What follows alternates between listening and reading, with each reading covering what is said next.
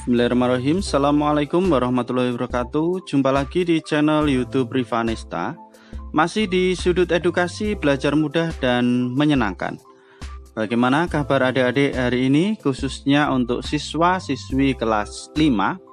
Semoga kita semua dalam keadaan sehat.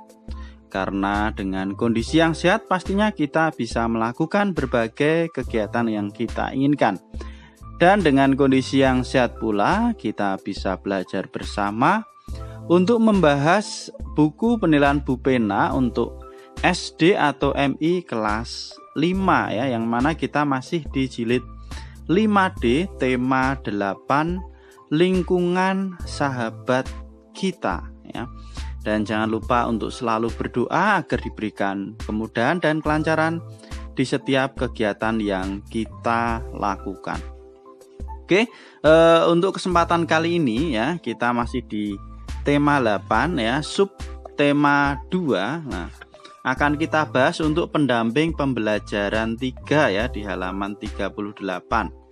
Ini materinya muatan IPS, ini di halaman 38. Mengidentifikasi jenis usaha perseorangan. Kemudian untuk soal latihannya, ini ada keterampilan kinerja produk ya. Nah, karena keterampilan kerja produk berarti adik-adik semua diminta untuk membuat clipping usaha ekonomi perseorangan. Nah, ini karena bentuknya clipping, maka adik-adik nanti bisa mencari ya, cari gambar dan informasi mengenai usaha ekonomi perseorangan ya, baik itu di koran, majalah atau internet. Kemudian setelah itu nanti digunting dan ditempelkan pada kertas HVS ya, kemudian diberi sedikit penjelasan. Nah, untuk itu mungkin di sini tidak akan saya bahas, cukup adik-adik mengikuti petunjuk yang ada ya.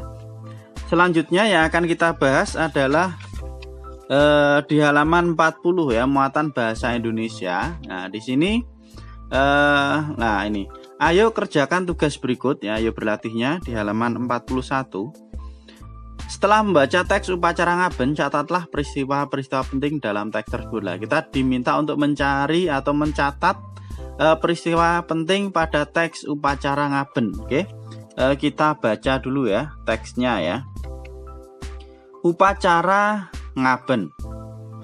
Ngaben merupakan upacara kremasi atau pembakaran jasad di Bali, Indonesia.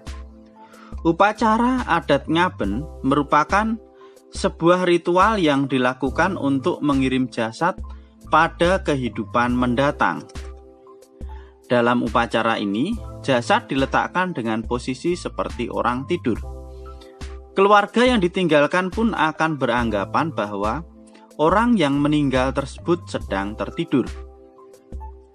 Dalam upacara ini tidak ada air mata karena mereka menganggap bahwa jasad hanya tidak ada untuk sementara waktu dan menjalani reinkarnasi atau akan menemukan peristirahatan terakhir di moksa, yaitu suatu keadaan di mana jiwa telah bebas dari reinkarnasi dan roda kematian.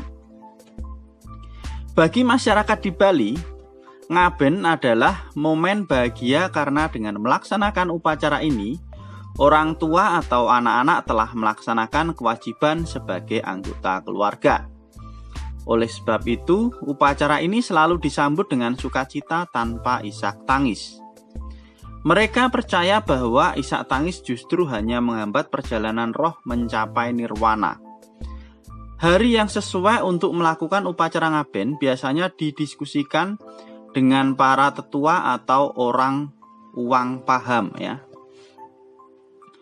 Tubuh jasad akan diletakkan di dalam sebuah peti.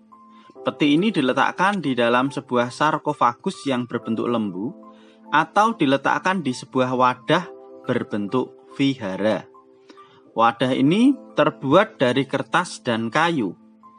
Bentuk vihara atau lembu ini dibawa menuju ke tempat kremasi melalui suatu prosesi. Prosesi tersebut tidak berjalan pada satu jalan lurus karena bertujuan untuk menjauhkan roh jahat dari jasad. Puncak upacara adat ngaben adalah prosesi pembakaran keseluruhan vihara tadi bersama dengan jasad. Prosesi ngaben biasanya memerlukan waktu yang cukup lama. Bagi jasad yang masih memiliki kasta tinggi, Ritual ini bisa dilakukan selama 3 hari. Namun untuk keluarga yang kastanya rendah, jasad harus dikubur terlebih dahulu baru kemudian dilakukan ngaben. Upacara ngaben di Bali biasanya dilakukan secara besar-besaran seperti sebuah pesta dan memakan biaya yang banyak. Oleh sebab itu, tidak ada sedikit orang yang melakukan upacara ngaben dalam selang waktu yang lama setelah kematian. Saat ini masyarakat Hindu di Bali banyak yang melakukan upacara ngaben secara massal untuk menghemat biaya. Jadi jasad orang yang sudah meninggal dimakamkan untuk sementara waktu sambil menunggu biayanya mencukupi. Namun bagi keluarga yang mampu, upacara adat ngaben dapat dilakukan secepatnya. Sumber dari budayaindo.com ya, makna dan asal-usul tradisi upacara ngaben di Bali.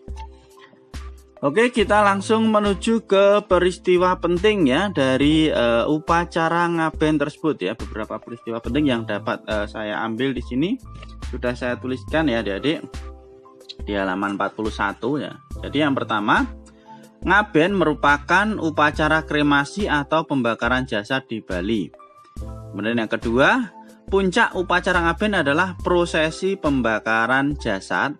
Dan yang ketiga, upacara ngaben biasanya dilakukan secara besar-besaran seperti pesta dan memakan biaya banyak. Ini ya beberapa peristiwa penting yang dapat saya ambil dari teks yang berjudul upacara ngaben. Itu ya adik-adik mungkin bisa disalin.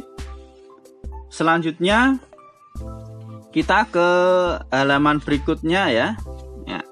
Ini kemuatan pelajaran PPKN ya. Sikap terhadap keunikan adat istiadat daerah tertentu di Indonesia. Ini juga ada ayo berlatihnya adik-adik. Ini di halaman 42 ya, halaman 42.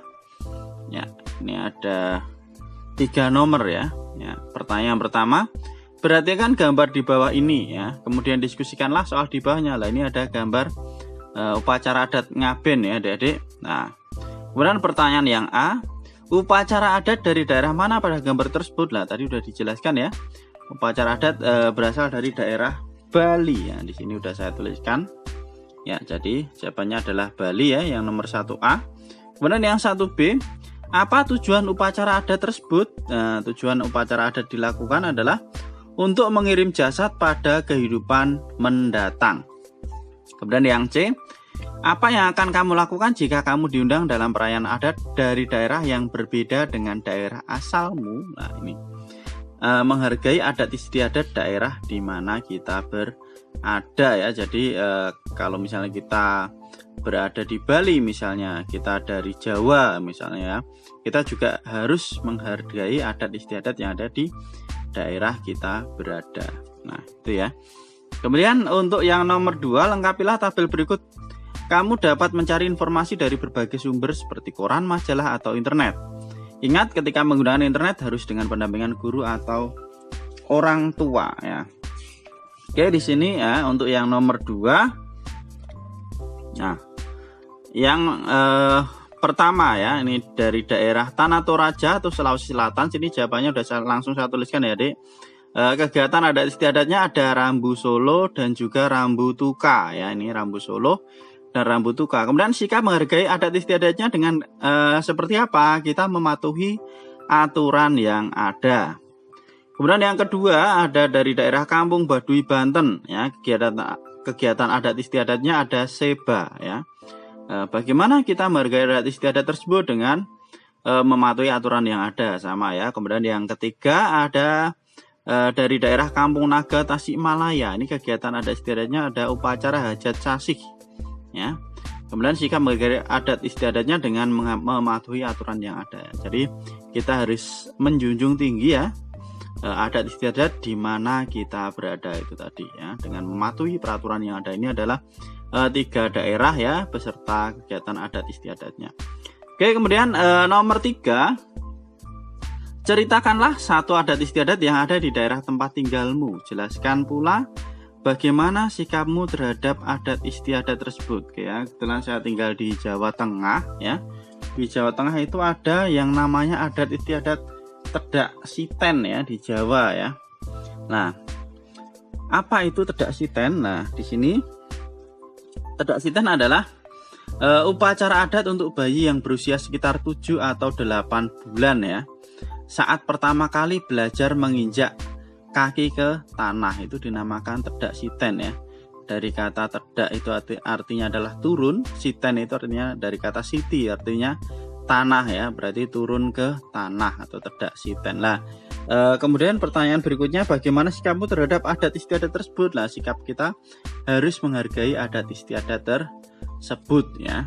Itu mungkin untuk soal nomor 3 ya. Jadi untuk pendamping pembelajaran 3 sudah kita bahas semua ya adik-adik untuk soal latihan yang ada.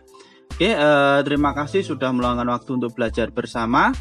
Mohon maaf apabila ada kekurangan. Silahkan pertanyaan atau saran bisa dituliskan di kolom komentar untuk kita diskusikan bersama-sama ya. Dan untuk pembahasan kali ini saya rasa cukup sekian. Dan kita ketemu lagi di pembahasan soal berikutnya. Sekali lagi terima kasih dan mohon maaf. Saya akhiri. Assalamualaikum warahmatullahi wabarakatuh.